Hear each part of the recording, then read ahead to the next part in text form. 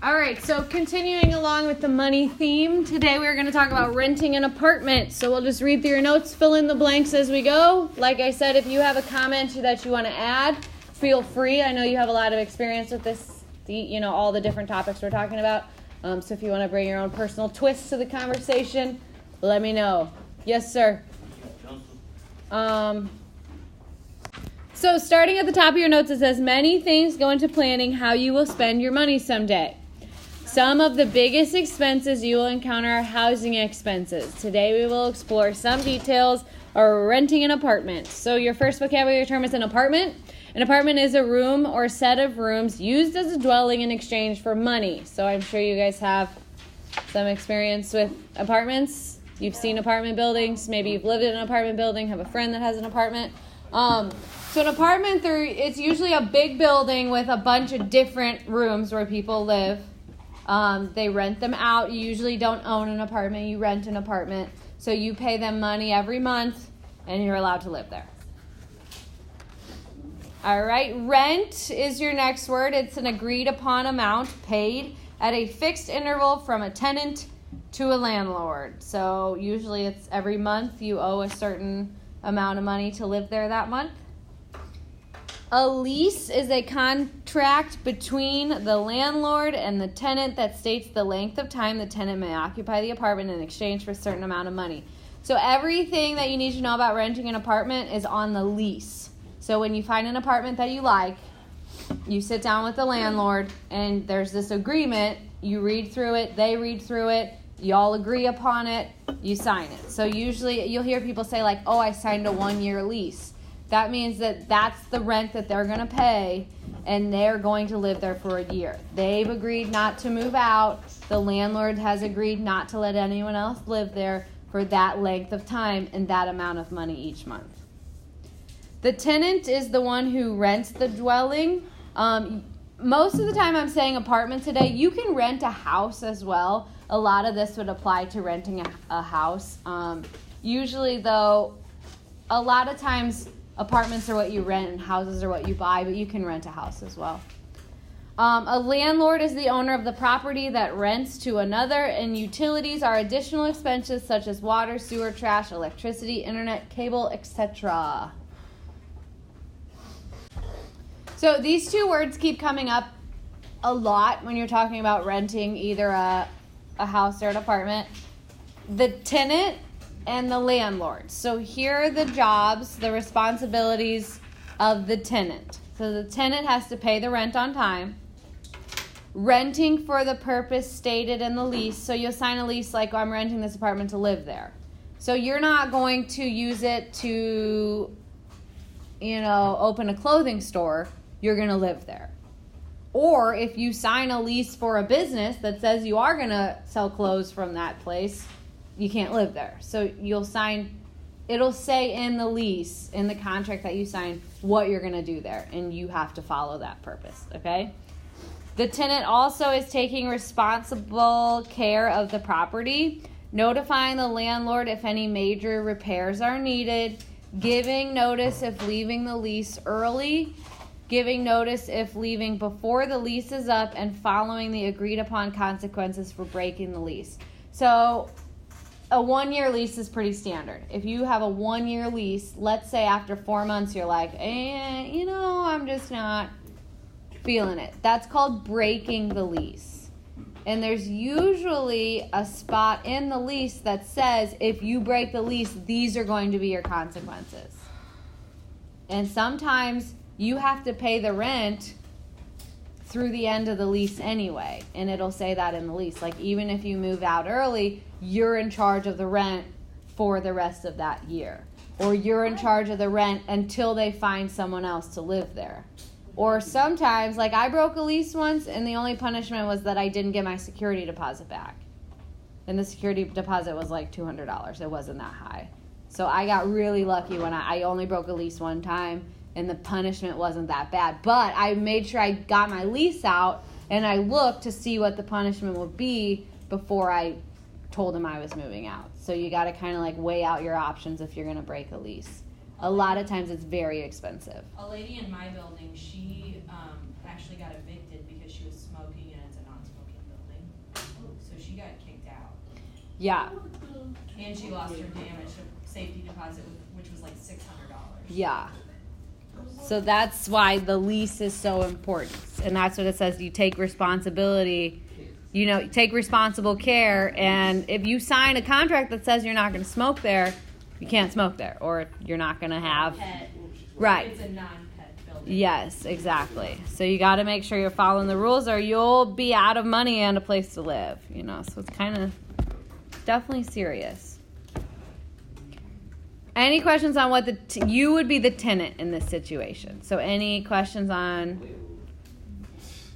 Now this is probably something you guys would do like either if you, after high school or after you move out of your parents' house, because you're probably not going to buy right away.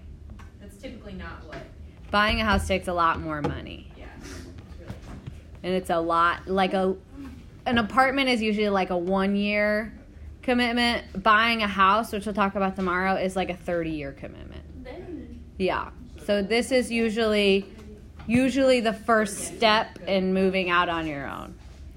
So in the budgeting project, I would encourage you to go the rental route. But we'll still talk about houses because hopefully, a lot of people have the goal of owning a house someday. And it's really a personal choice. Some people rent their entire lives. Some people never rent. It's just sort of, you kind of got to see where you are financially and what kind of lifestyle you want to live. All right, so the landlord, we're right here in the notes. The landlord's responsible for making repairs in a reasonable amount of time, keeping the place safe and sanitary. The landlord's not supposed to come into your apartment unless they've given you notice. So entering the premises only at agreed upon times for making repairs unless there's emergency or to show the apartment to potential renters. So even though they own the place and they have a key, they should not just be coming and going as they please. They should be coming at a scheduled time to make repairs.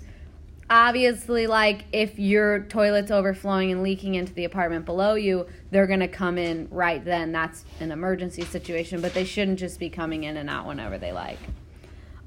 They also collect rent, and the landlord also has the right to charge extras if rent is late, to keep part of the security deposit if damages are made or if the lease is broken, and to charge rent through the end of the lease even if the lease is broken.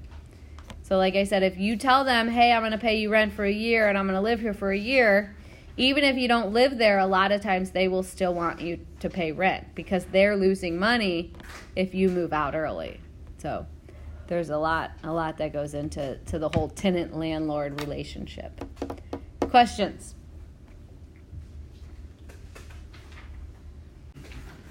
All right, so you might be thinking, like, when are we going to start doing math? Here's the math. So this is called the renter's rule. It is recommended that about 30% of your overall income is spent on housing expenses. So you should not spend more than 30% of your paycheck on rent. So to find how much you should be spending on rent and living expenses, you take your total income and you multiply it by 0.3. Or you can use the percent button on the calculator and do 30 and then the percent button. And that's how much you should spend on your rent. So example 1 in your note says Megan makes $900 a month. She is interested in renting her first apartment soon. How much should she plan on spending on rent? So we're going to take her total income, $900. We're going to multiply it by, you can do 0.3 or you can do 30 and then hit the percent button. It doesn't matter which way you do it. It's 270. Exactly 270? Yeah. Okay, so when you type that into your calculator, you get $270. So she should not be spending more than $270 on rent. Which, that's not a lot. Yes, definitely going to be looking at a roommate situation here. All right, example 2 says, I make around $1,050 a month. Is it a good idea for me to rent an apartment That is $590 a month. Explain your answer. So if I make $1,050, how much should I be spending on rent? $315. So is it a good idea if I'm going to rent a place that's $590? No. So I'm going to say no, I should spend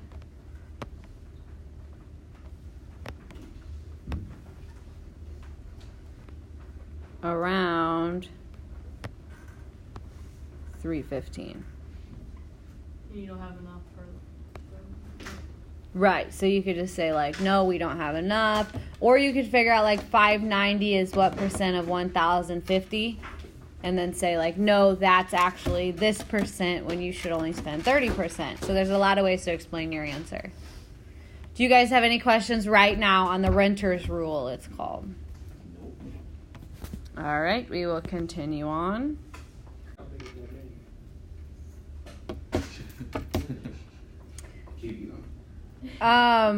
What are you asking about the name in example 3? I had a student who had that name, so I sometimes use people that I know in my word problems. But first, move-in costs. Oops, hold on.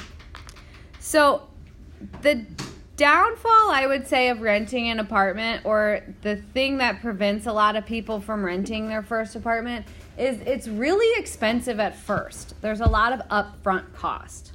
So here are the things that typically they'll want. They say we want first, last, and a deposit. That means they want the entire first month's rent, the entire last month's rent, the security deposit. Usually, Miss B, do you know what a typical security deposit is? It's typically the rent. Right. Now, it is, yeah. So sometimes you have to pay the rent like 3 times. Like the first month's rent, the last month's rent. The reason they do that is like if you move out suddenly, they keep that last month's rent and they use that to pay when you go. But if you move out at the end of your lease, then that last month's already paid for. And you get your security deposit back if there were no damages. Right. So you pay a lot at the beginning, but if you don't damage anything, you get one of those months back, and then you also don't have to pay for the last month that you live there. So technically you are paying a month's rent, but they want that at the beginning sort of as like a cushion if you kind of leave them without payment. Okay, so you want the first month's rent, the last month's rent, security deposit. Sometimes there's a utility deposit, like I remember when I moved into an apartment, no one lived there for a while, so they had shut the water off. So I had to pay like $10 to get the water turned back on, or just silly stuff like that. Sometimes there's additional fees. And then a big one in today's day and age, you got to have internet, right? So sometimes there's an internet hookup fee. Sometimes that has to go to the internet company. Sometimes that goes to the landlord. But that's kind of one of the things that you'll want before you live there, or pretty close to when you move in. So those are just expenses to think about. So this next one says, Kevion found an apartment that he loves. The rent is $600 a month. The landlord told him to bring a check for first and last month's rent, plus a $500 security deposit and a $50 hookup fee. How much does he need before he can move in? So he has to bring first month's rent, last month's rent, $500 security deposit, 50 hookup fee. So what is that? What am I adding here? 600 for the first month, 600 for the last month. What else? 500 for the security deposit and 50 for the utility hookup fee. What is? Oh, I think you got too many zeros.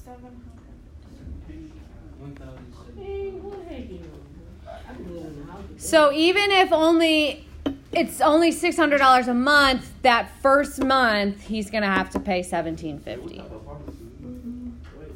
This is pretty standard. But I mean, it's a lot. It's like shocking that first month.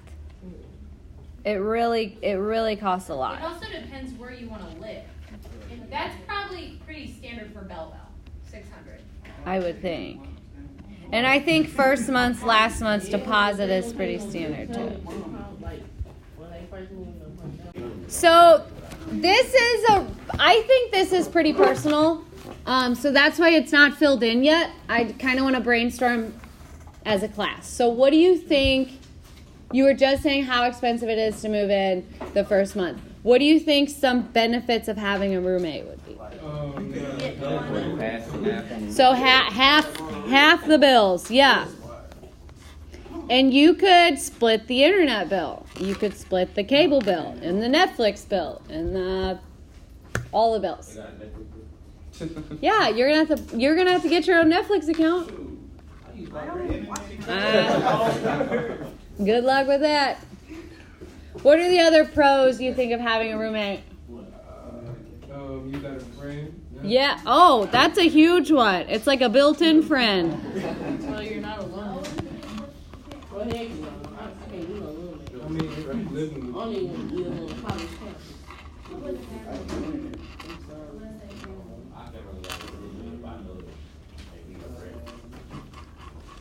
So it's like a built-in friend / you always have some company around, keeps you from getting lonely. Any other pros?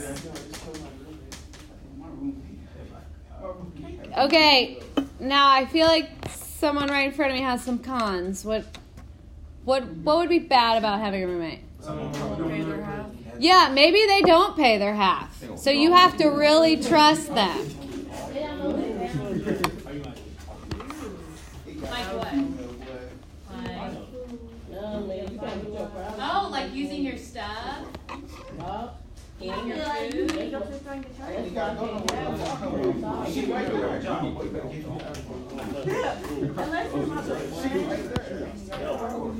You mean maybe they wouldn't pay? Yeah, maybe they would not pay. There you go. So maybe they wouldn't pay, maybe they use your stuff, maybe they eat your food.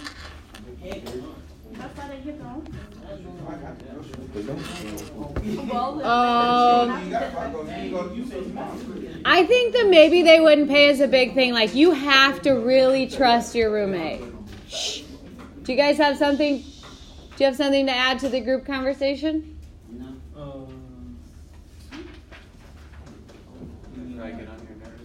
Yeah, they might get on your nerves. They're always there. So, like, yeah, drive you crazy.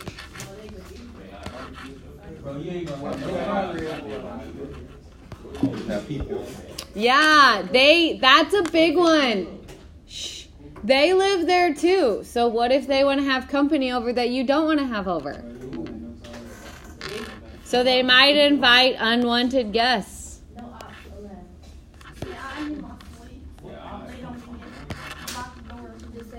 Oh yeah, keep you up late.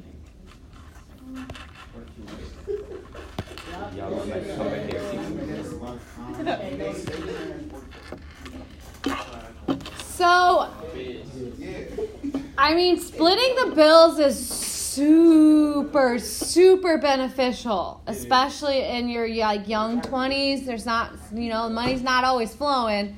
So it's really good to split the bills, but you really need to trust that they're actually going to split the bills, that they're not going to use or steal your stuff or eat all your food.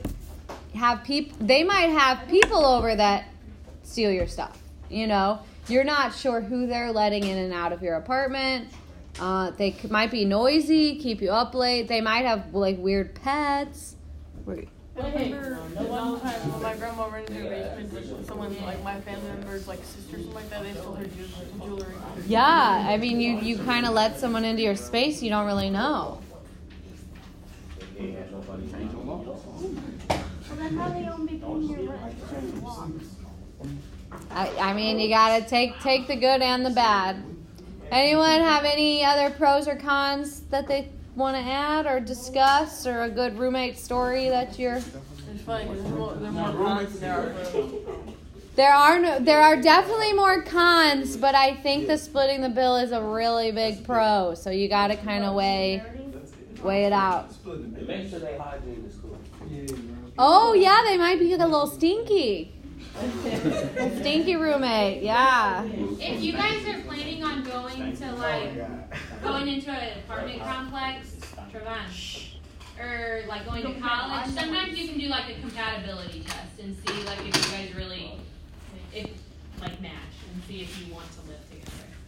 'Cause I had a crazy roommate. Great.